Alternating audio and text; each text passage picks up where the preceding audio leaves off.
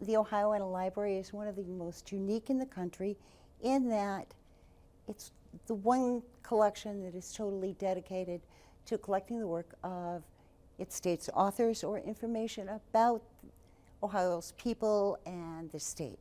We were started in 1929 by the First Lady of the state, Martha Kenny Cooper, whose photograph is here on our wall.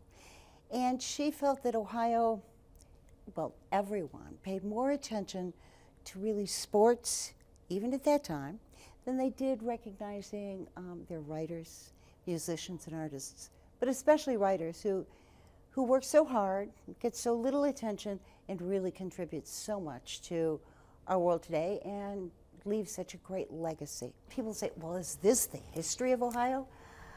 The cultural history, as reflected in the poetry, the literature, children's books, westerns, romances, science fiction, as well as nonfiction. So it's a very eclectic collection of the popular reading material of any one time.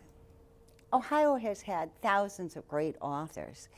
Some may be very familiar to people and they may not realize they're from Ohio, and others go, I would never imagine the relationship of, for example, Langston Hughes to Ohio.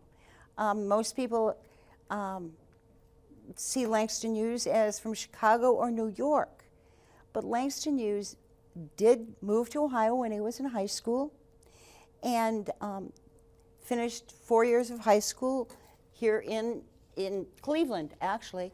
And one of the letters that he wrote talks about him going to school and graduating from Central High School in Cleveland, and that he came back to Ohio and he wrote, and actually he wrote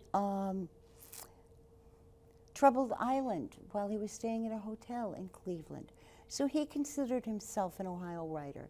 And when the postage stamp that was dedicated to him a few years ago was launched, the national launch was in Cleveland.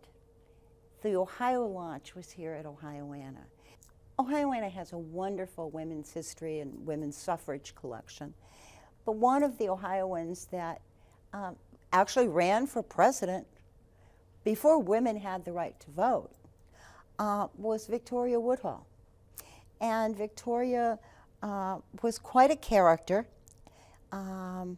She ran for president in 1873, and her running mate was Frederick Douglass. She was a woman way ahead of her time.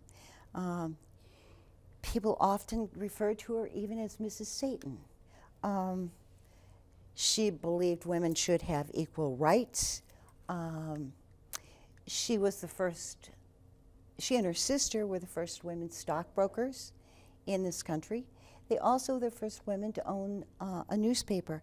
She was born in a small town in Ohio.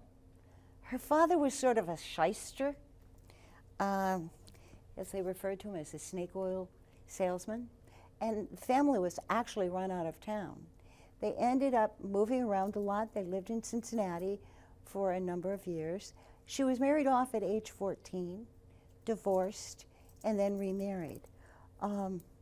In her later years, she did leave this country and moved to England, where she was very honored and appreciated. But at that point in time, there were lots of meetings and disruption. I mean, she was a free love candidate, for crying out loud. That was pretty radical for her day. What's the importance of having a library like this? Well, I think there are several important reasons. One, it records what's happening in our time. It preserves the work of a favorite author from one generation to another.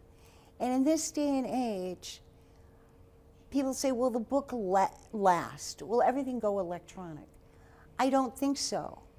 I think there'll always be a place for a paper book. But when you're looking at electronics, so much can be lost. One of the fears I have as I look at our collection is manuscripts that we have show the writing process. Now, information's exchanged between a publisher and an author electronically. So there's no record. Delete. The same is true with photographs. We have photographs that are 50, 60, 70 years old and they're in perfect condition. But now what we're getting from people are digital images. We don't have the means of saving that, and I'm afraid some of those will get lost.